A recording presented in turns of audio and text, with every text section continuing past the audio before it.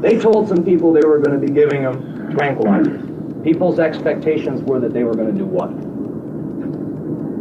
Relax. But instead of giving them the tranquilizers, they gave them amphetamines. Forgot to tell the people.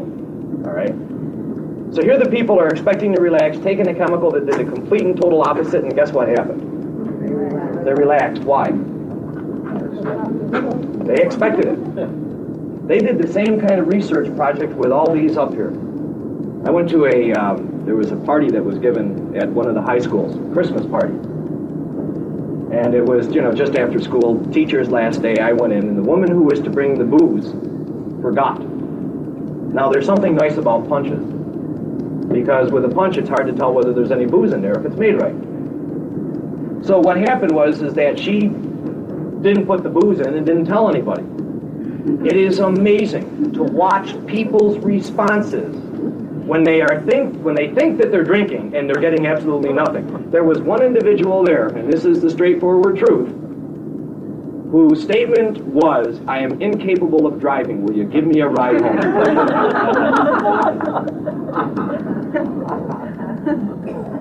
That same kind of a study has been made across the board. People who know what it's like to do LSD have been given something known as a placebo, an inactive substance, and yet have achieved the same identical experience. Basically, all I'm getting to is that the experiences that people are looking to get are not in the chemical. They are in the individual, and that's what has to be taught. That's what has to come across, in other words, to show people how they can come up with other methodologies. And those other methodologies have been, in a sense, taught. Why do you think that we've had such an increase in Eastern religions in this country? Because they teach basic skills by which to achieve some of these kinds of experiences. They just call them different names. You can write over here relaxation. You can write over here yoga. You can write something that we call mind games, which is a way by which to achieve the same experiences that you would with LSD. You can talk about sensory deprivation. You can talk about walking in the woods. Do we have any runners in here? Any joggers? Ardent jogger? You ever broken that wall, as they say? Ever gone beyond the pain point where all of a sudden running stops hurting and you're running without effort? You ever achieve that experience? Okay. That is known as an altered state. That is nothing other than another methodology. One of the things that I found with my son, with my older son, he was studying judo. And one of the statements that he made to me was that when he was before he went out to a tournament to fight, that he was aware of all these people who were going to be watching him, and he felt very self-conscious. When they got out there for the match, he would completely forget about everything that is out here. It was only what was going on in here that is known as an altered state. And my son found a method by which to modify his consciousness, and one of the things that we found, it's the same thing that we've heard people talk about of getting high. It's the same identical thing. The emphasis has to be placed on the individual and not on the chemical. That's where we've missed the boat. See, you can't control the method. It just hasn't worked. Controlling it doesn't work. What's actually going to work is an educational system. One of the things that we believed when I was at the council, and I know that Dan still kind of holds together with, and as is that when we were asked quite a few times, why don't we pass harsher laws? The reason being is that the laws that we have now don't work. You have to ask yourself, what is the objective of a law that's put on the books? And if the objective was to minimize or to reduce or to eliminate chemical usage, anytime that you set an objective, that objective has to be evaluated. And based on that, based on the evaluation, our drug laws have failed. So when we realize that we passed Law A and it doesn't work, what we do is we come up with 2A. We just make it twice as severe. The laws are not the answer. The answer that we found is one through education. And does that mean that people will not use chemicals? No. But it means is that people will begin to understand what it is that's going out. And it's interesting to note, especially with the young people, that they're very willing to listen to someone that they can believe will give them the truth. Not the same kind of standard stuff that's been coming down the pike for years. And I recommend, if you ever want to learn anything about drug use, don't use either one of the Gannett newspapers nor the Reader's Digest as valid sources for information, because they print only selective bits of information.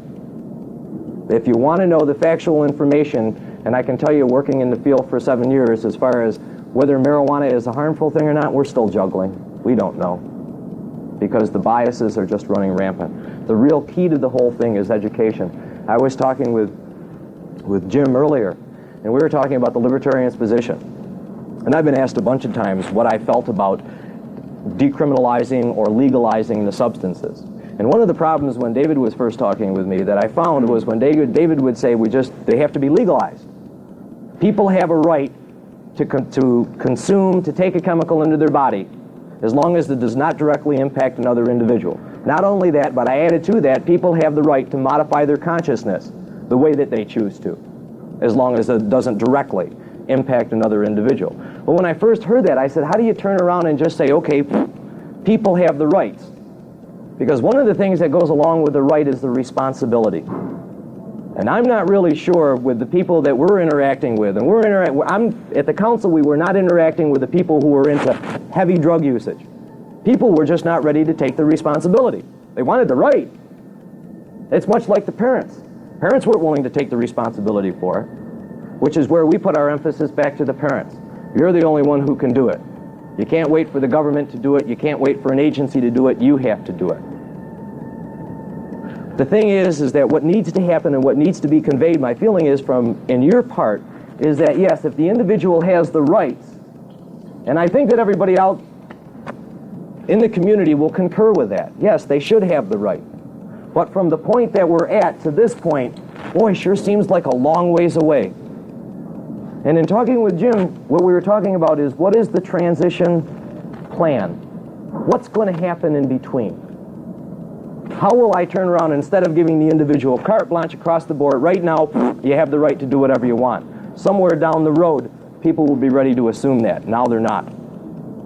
I think that there needs to be a statement of time and a specific plan by what you're going to do in order to accomplish that. That's what really needs to, and the people out in the community, they'll be responsive to that. They'll accept it.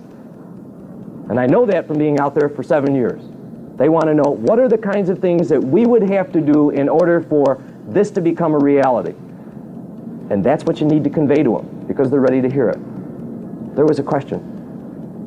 I think, you're a very valid point about rights and responsibility there. But by the same token, if you don't have the right, nobody's going to develop the responsibility. Sure. I go along with that. But I'd like to see that whole process developed. See, one of the nice things about going to the council, I said that I could never work at a treatment agency. And when Dan left the council for about a year. No, it's 6 months. 6 months? Felt like a year. It felt like a year. When he went to work for a treatment agency, and he reaffirmed my position. I enjoy working with a certain kind of person. I am not what I would consider an overly patient individual. In other words, the council is not set up to work with people who are already running into problems with chemicals, at least heavily. The council was set up to do the prevention and educational work and intervention work that was necessary along the way. And I can tell you that we were dealing with a heck of a lot more people than the treatment agencies are. But the responsibility factor and the right is an area that I really feel it has to be developed down the road. If that can be explained, one of the things that I noticed that I experienced when Dave told me that, and when I get the material, is that it states it very clearly what you believe in the book or in your campaign flyers. And the response is, but God, we're not ready for that. And I really believe that the people out there are really not ready for it like that. They're ready for it down the road. They're receptive. I don't know. I'd be willing to sit down with you and help you work that out. I honestly would, because I'd like to see it in terms of a very specific plan. 5 years, 10 years? Possibly. It really depends upon, I think that what you have to do is you have to sit down. So I like the collective process. You sit down with people from a variety of different areas and you think this one through. And then you turn around and you state what it is that you want to do, and you come up with realistic time frames by which you can accomplish that. Because I made a statement to Jim that I believe that what the council can offer to the Libertarian Party is to become the educational wing for it. In other words, we're not going to go out and take the position, yes, you should or should not. But the kind of stuff that I've laid out here is the kind of stuff that the council has been what it's been about for 50 years. To convey that information, that's that transition. The educational end of it would be a part of it. Okay? I'd like to make a comment on your analysis there that society, I think your comment was that society is not ready to accept the responsibility. Okay? I think that I see a difference in approach between us and what I think you're saying. You're lumping society together. You're saying, okay, society as a group isn't ready for this yet. And I would agree that society as a group is not. But we come to the position that society is a group of individuals, some individuals of which are prepared to accept that right, are prepared to accept the responsibility that goes along with that right. Okay. So our position would be, you can't restrict the rights of an individual because some people will violate the responsibilities, if you will. I'll advocate your responsibilities. So what you do is you treat people that are not willing to accept responsibility. You isolate them, but you don't treat the society en masse and restrict everyone's liberties for the benefit of a few people who aren't responsible enough. Okay. It's the same thing with alcohol abuse, driving while intoxicated. You don't restrict everyone. You only say to people who can't handle it and go out and have accidents or demonstrate a lack of control and irresponsible behavior, you treat them differently. All of that is true. However, what we're trying to do is to change the laws in this country, which means we've got to do a job of salesmanship. We have to persuade society, that collective entity, to buy our recommended changes in the legal system. And in order to do that, if we go out and say we got to throw out all these laws tomorrow, we're not going to get anywhere, and we haven't gotten very far. But if we can present them with a reasonable theory or plan of transition to get from where we are now to where we want to go, they'll be much more receptive to our ideas, and we can sell it. It's kind of taking it to what will practically, how can we practically do it? All right, John? Tim, you were talking about time frames. One of the biggest concerns really is, I think, with children in the drug issue as compared to maybe adults. You see different time frames in terms of legalization. We have 18 years old to drink alcohol. Do you think that there are different time frames for adults as compared to minors, whatever that might be, 18, 21? I'm not sure what the age is. I'm not sure how to answer that, John, right off the top of my head. I know that when I go into a high school or into junior high school and I see kids who are 12 and 13 years of age who are really heavily into smoking dope, into drinking booze, and I know that they're missing a whole natural phase of their life that they've given to a chemical. And I know that a lot of that has to do with the fact that they have a real need to grow up. And it's kind of like, I can't remember who wrote the article, but there was an article written about kids and about being a kid today, and it was called The Obsolescence of Adolescence. And basically what they were stating is that there is no functional purpose within our society today for kids. In other words, what he was really kind of stressing was that they're in the portion of their life within our society today to be trained so they will perform a functional purpose. Now you take all the energy that is pouring out of these kids, and they seemingly have very little direction, all right, and we don't have any functional purpose for them, and they're heavily into chemical usage. It really makes sense.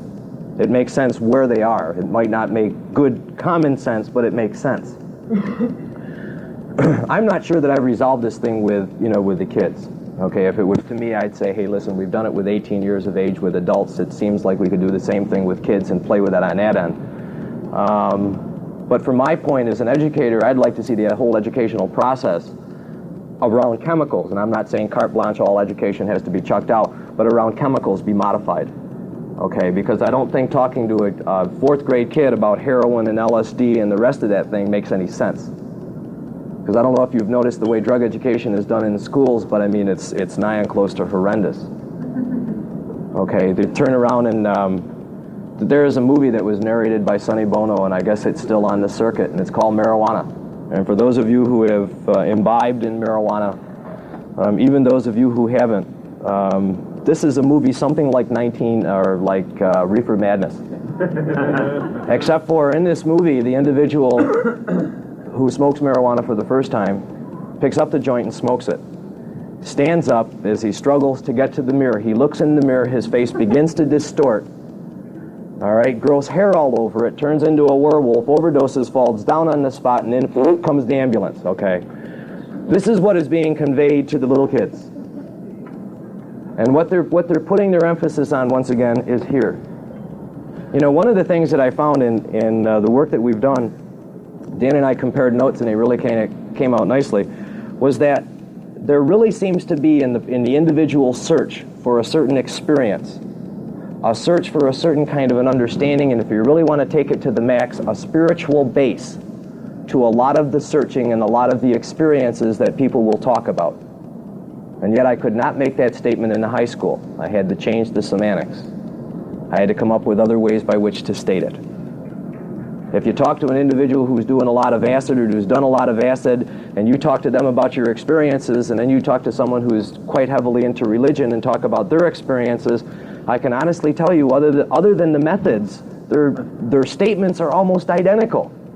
Now, I can tell you I've been raked over the coal for that statement once or twice. But there are some really fine lines. That's why we really put the emphasis on what we're doing here. Okay. I wanted to talk about relating our libertarian movement with the drugs, but I'd like to draw back just a second when you said there was no place in our society for kids. There is a place, but we have legally denied it. Oh, right on. This is what I wanted to get across. We have the opportunity to hire kids, and it's amazing, the young ones, how they want to work. And after they get, if they haven't been with me, and they want to come to work and they're 17, I don't really want them, because they've been trained not to. Oh, yeah. I'd like to relate, though, our position as libertarians, as I see it, your presentation of drugs. Ours is a comprehensive program. It isn't even away the drug laws. And if we succeed, or whatever degree we succeed in our program, people will have to become more responsible for themselves. And the drug need, my feeling is, will evaporate. And it won't be a problem. Let me give you some ammunition for that one. The heaviest drug usage is between the ages of 15 and approximately 24 years of age. You'll find also at around 24 is when most people, 24, 25 is when most people enter, quote, the mainstream of society. Workaday world, raising a family, doing the whole 9 yards. Do you know what happens at around that age with chemical usage? It decreases substantially. Okay, that doesn't mean that they're not using the same kind of chemicals, they just seem to be using less of it. There's something inherent about going to college with the objective of drinking the college bar dry. All right. It seems like every campus that I'm on, that's it. Friday night, what do? Let's see if we can go empty out the taps. That's one of the things that we have seen in terms of the chemical usage. And I think it goes along with that the kids really don't have anything that they can do. You find every once in a while a junior entrepreneur. And I have one within my own house, and I have another one that I wish was another junior entrepreneur, but he's not. But he comes up with the bread somehow, okay? He's learned how to work within a system that really has just not structured out, but it's been his initiative. And he'll also be one who will succeed quite rapidly within life. But within the system, you're right, that does not allow for kids to become involved. And as we change that would go hand in hand. The drug problem to me would evaporate. I think that you would impact it. I think that you're always going to have a percentage, and I mean it. You're always going to have a percentage of people, whether it was drugs or something else, who are going to, quote, fail. Okay. No. It's, with the number of people that we have within a society today, on a comparative basis, with the people who are really running into problems, that's a very small number. And I think it's been a fairly constant figure throughout time. I wouldn't have the ratio on that, but that would be my feeling. You're going to have those people. The interesting thing that I found is that I've watched a lot of people go through hellacious drug use. A good personal friend of mine was a junkie for 7 years. I mean, he went through the whole thing that a junkie could go through. The stealing, the selling, the shooting, the bad drugs, using dirty needles, in and out of jail time and time again. Right across the board. And yet now he's probably one of the most proficient individuals that I know in my life. He made it through the situation. It's not the end of the road. Because at some given point he found a direction. And he would have been written off as one of the man's too smart for that, to go down that way. Suffering any effects from the drug? No. There was some physiological damage that he went through. Okay. Kidney kind of problems. Anything to the mind, though? No. As a matter of fact, the interesting thing around chemical usage is that if the individual, and one of the things that we tried to do with kids that we're working with, if we can get them to focus on what they're using the drug for. In other words, instead of saying, what are you using the drug for, you turn around and you ask them, well, what is it about using the drug that you like? Oh, I can talk about that. And you get them off and lit and talking about their experiences. And you just get them to take it from this very nebulous phrase of being high down to something a little bit more specific. In other words, that I feel like I'm able to concentrate better. I feel a little bit more in relationship to everything that's around me when I'm stoned. And you get them to put that in terms of practical things. Now, the next time that they go to smoke dope, they're smoking it for a specific reason. With a specific objective in mind, there is an end result. And I've watched people who have achieved that specific objective and have either completely eliminated or minimized their chemical usage. But it's based on working with a specific. I think also in the process of focusing in on the goals that people are trying to achieve through chemical use and gearing from kindergarten straight on through a comprehensive educational program that teaches the kids the alternatives and teaches the kids the experiences. You figure kids in kindergarten are really creative, and by third grade, according to an industrial study that was done, by third grade, the majority of their creativity is squashed out of them because they fit into the structure, the analytical structure, and so no more are you using the creative far-out thought process. And industry is dying to get people in that are creatively able to solve problems, okay? If you're able to nurture that kind of process from kindergarten straight on through and focus in on what it is that people are trying to achieve, I think you're going to eliminate a huge amount of drug use. Why would people use drugs if they're fulfilled? I think that your goal of educating the society as a whole is very noble, and I think it's great. Now, let's talk about the people who are not going to agree with you. Fair enough. 45-year-old middle-class parents who see their teenagers and all the teenagers' peers getting spaced out, and all of a sudden people are coming into these great programs. Let's find out why you want to get high to better concentrate, etc. And I go to church, a Baptist church, every Sunday, and I don't know if I like the fact that the school is going to start teaching my kid another way to get high. Because getting high is not necessarily what we want. I don't want you to spin around on the grass and get dizzy and fall over. How are you going to change that whole mentality of the people who watch generations of children already go through this problem of spacing out? That's not face a lot of the realities of living. The same basic way we do it with the kids. We speak to just about as many adult groups as we do children's groups. Okay? And it is... And the adults are there by choice. Yeah. Initially, we go into a classroom. They're beautifully... What about the ones who will not go to your meetings? We're talking about the moral majority, a group I don't like. I don't like those people at all. But we're talking about these kind of people who don't want people to teach young girls about birth control pills. There's nothing that, see, what we teach, or what, I have to start talking in past tense. We taught is, people had the option to listen to it, okay? And I don't believe that all people are going to buy into my theories. And I was really kind of surprised how accepted our ideas were from both the youth and the adults. We worked in one town here in Monroe County, and we worked, I think, nigh on close to 80% of the population they counted. People who came out to hear us. Now that other 20%, all right, they're not going to listen to me no matter what I'm talking about. I'm not going to pry them out of their lifestyle, but that's their lifestyle. Fair enough. If they want to hear what the stuff that we're kicking out, that's okay. All right. There is no way for me to get out to everybody. We've done the TV route, we've done the radio, we've got, the council has just been unbelievably publicized. You get the information out as best you can. You try to stimulate interest by coming up with really neat titles like The Positive Side of Drug Use. I used that one in the town of Fairport the first time I went out there, and I had 500 people in front of me wanting to know, what the hell is the positive side of drug use? Well, fair enough. Now that I have you here, listen to this, all right? I'll use a marketing scam. It's not beyond me. You go to the people that are, that are there, and it's amazing how many of the parents wanted to know, and how receptive the kids were after they got over, oh God, not again.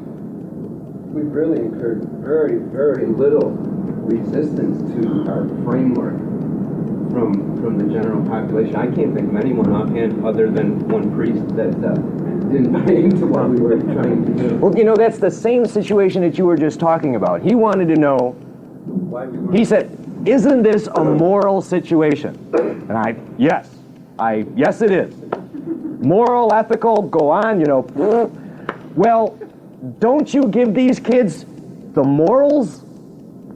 And I said, what morals do you want me to give them? I mean, you want me to give them mine, and you haven't even found out whether you like mine or not. Well, he says, the only ones there are. And I said, geez, I know at least two. And this guy was going right, he was angry at me. Now, it was not my objective to make that man believe what I believe. It was his objective to convert me. This was in a master's level of counseling program. He was appalled that we weren't instilling our values into people. The values, he phrased it, the values of our society into the kids.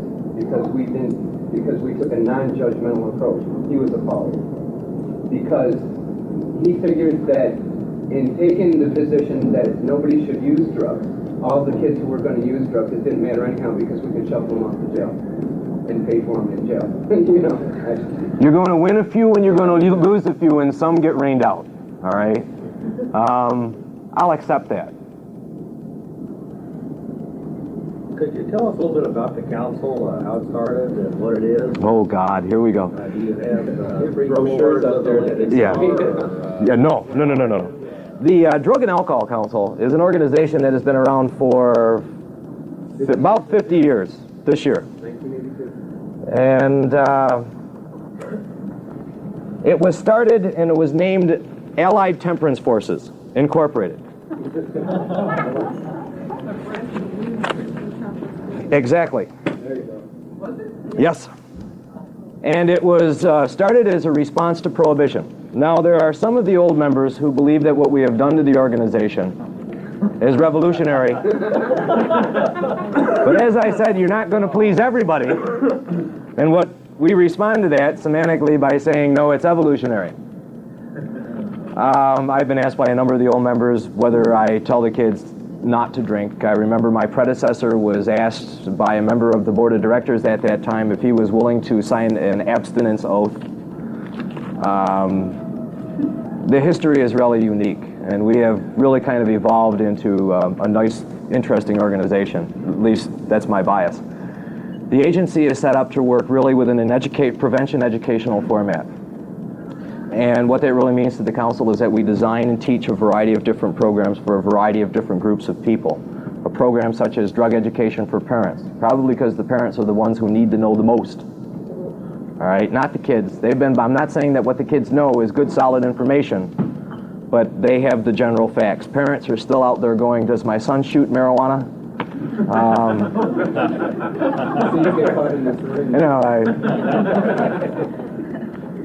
But that's the emphasis that we place.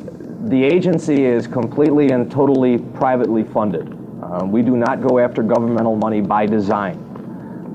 There is something beautiful about freedom. We don't have to ask anybody's permission to start up a program, to go into a new area. See, because if we were governmentally funded, we would have to have the government's okay to see whether we fit within their system. Now, the agency's annual budget is about $65,000 a year. It is a small organization, but we have been compared with organizations governmentally funded that have a budget of $250,000. And the reason being is that efficiency is so much greater in private funding than it is in governmental funding. See, with the governmental funding, what you'd have to do is play the numbers game. So you have to come up with a way by which you can jockey the numbers around so you can meet your quota system. It's much like in sales. All right, you set the quota, so the company sets the quota, and you go out and you beat feet until you meet the quota. Now that doesn't mean that you've done a good job. It just means that you've met the quota. So that we've stayed within the private funding because we like the freedom. One of the things that has meant to the agency, and one of the things that I've observed, within the governmentally funded agencies, the way that they get their money and the way that they come up with the money for a new program is that they wait to see what the government is giving money for. And then they say, hey, listen, that sounds like a good idea, let's write a proposal. Now, that doesn't sound so bad, except for you have to realize is that that means that they are not sensitive to the people. They are sensitive to the government, and I realized a long time ago that the people and the government are not synonymous. When an agency is funded by the people, it has to stay sensitive to the people that it is giving it its money. Just like as with an agency that is funded by the government, you are sensitive to your funding source, which is why the agency has been so successful over 50 years. We've stayed in existence 50 years without governmental money. Excuse me, for 4 years, the state came to the council a number of years ago and asked them if they would like some money. My predecessor, when they're offering 45 grand at a clip, my predecessor said, sure, we'll do it. But then they ran into an ethical battle with the state. The state says we're unethical, and we said that the state was unethical. And in the middle of a contractual period, they asked us for the names of all the people that were going through our programs, that we were counseling, to put on a form and to submit into a computer in Albany. And they said, we're not going to give out that information. You can trust us. Now, this was during Watergate. All right? My predecessor, being the astute individual he was, decided that the only way that the council could lose was to give in the names. The agency lost the funding. It was expected that the council would go down the tubes. You can fight the state and win, we found. Okay? You don't get Fat City. I can tell you is that the staff at the council is paid, all right? Sometimes that's questionable. But the agency is one that is directly involved with the people that it is trying to serve, and one that when it comes to developing a new program, we see a need. The rock concerts are a prime example. There was a problem at rock concerts that I think you'll all remember if you read the Gannett newspapers, especially the Democrat and Chronicle. Pictures blasted, or Times Union, pictures blasted on the front about all the death and degradation going on at the War Memorial during rock concerts. One of the rock stations, WCMF, came to the council, sat down with Dan and I and said, what can you do? We took a look at the situation, took an old model out of the archives, kind of put new lace on it, put it out there, got the kids involved in the problems that were going on. We figure, heck, if the kids are the problem, let's get them involved in the solution. So what we did is we went to the area high schools, got kids involved in learning how to deal with an overdose situation, providing the assistance back to the kids that were in the overdose situation. Now we have kids working with kids. We then went out and looked for money. But the idea came out of a need within the community, not a need, not an observed need from the government. There is something that I've heard stated in the room a number of times tonight, and that is that the people know better what's better for them than someone sitting up here. And the reason for that is you're closer to it. And that's why I think that the council has been so successful over 50 years. Or let me put it this way, has stayed alive for 50 years. All right? No. We have shied away from United Fund, even though that we feel that it is about 50% better than the government. As I said, we like our freedom. Okay? And Get some of your money from foundations? Yes. Like which? Gleason, Mobile, Gannett. After what you've been saying? Sure. Take the money anywhere you can get it. Well, no. I mean, you write a proposal for a specific project. And the project that the Gannett Corporation helps us underwrite is some of the work that we do in terms of going out and speaking to the kids in the schools. I mean, they're not underwriting a large part of the agency. And they've never put any ties on our lips. They've never said you can't say this or you know. I'm sure that if we really got blasphemous, they would probably not give us any money. But I think that that private route is definitely the route that the agencies are going to be forced to go with. And the agencies are running scared. They're banding together now, and that's one of the reasons why you see a lot of information out on the, we're going to see a new epidemic on drugs. There actually won't be one, but it's one of the ways to keep the monies coming down. And that's the truth. We've seen that a number of times. The epidemic of heroin. Remember the epidemic of angel dust or PCP? You know, the funny thing about it is people on the streets never saw it. And everybody kept saying, I keep hearing about it, but I never see it. And it's that fabrication to keep the monies coming in. And we've seen it from the state, and we've seen it from the federal. And it is also very interesting from our point, is that the DEA, Drug Enforcement Administration, is one of my favorites. One of my favorites. I caught them in somewhat of an inconsistency one time, and their credibility went right down the tubes. The Drug Enforcement Administration, I was asked to come on into a program on one of the TV stations to speak about angel dust. So I wanted to find out how much of it was going on around us. And I checked a number of sources. I called the city vice squad. I called the Drug Enforcement Administration. I talked to the people that we know on the streets. I talked to people in other agencies, and that should give me a good pulse for what's going on. The people from the Drug Enforcement Administration told me that there was an unbelievable amount of angel dust all over the place. And when I was talking to the people and I asked them, I said, is that because that's what you're looking for, or is that what's falling into your lap? That's what's falling into our lap. I checked with the streets, and the streets just weren't seeing it. And then I called the city vice squad, and what the city vice squad says, yeah, we're seeing a fair amount of it. And I asked them the same question: is that because that's what you're looking for, or is that what's falling in your lap? And he says, well, you have to understand the DEA gives us money to buy the drugs, and we can only buy angel dust. We can't buy coke, we can't buy heroin, we can't buy the rest of it. There was something wrong there. Now, you also have to know, being in the field, you watch when the new epidemics hit.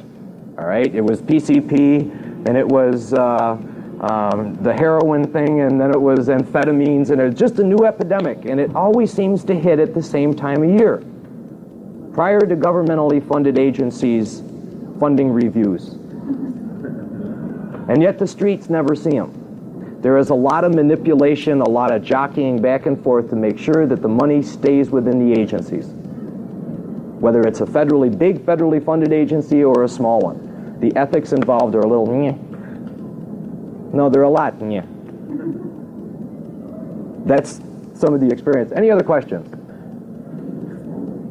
Has the situation changed on the street at all, or is it the same as it was 20 years ago?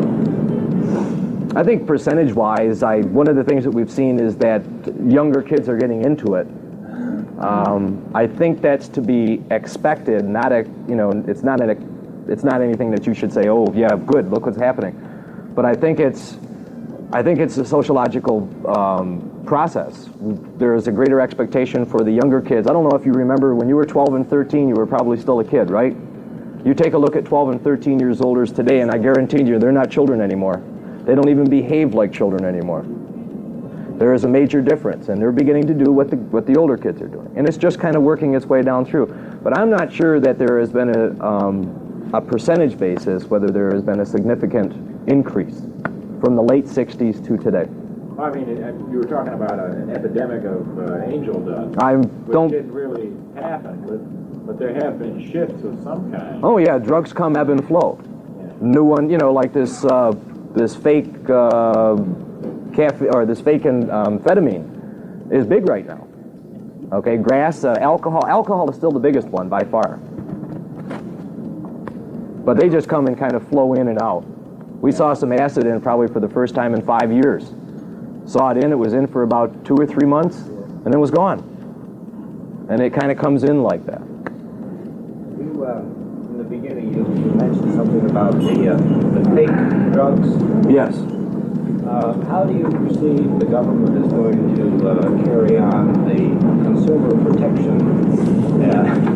Only when they allow quality control to exist on the streets. All right, that means that they're going to have to do the legalization route. That's the only way that you can. A lot of people get hurt with bogus drugs. All right, there's a lot of damage done to people because they don't know what they're taking. Because the ethics of the people who are selling them, they're in it for the dollar. That's what they're in it for. And if I have a weak acid that I'm trying to sell, and I know that it's not going to make the market, then what I do is I kick a little angel dust on there and kind of upgrade it. Or if I have a weak grass, I sprinkle some angel dust on there and I upgrade the quality of it. Those people don't know what they're getting.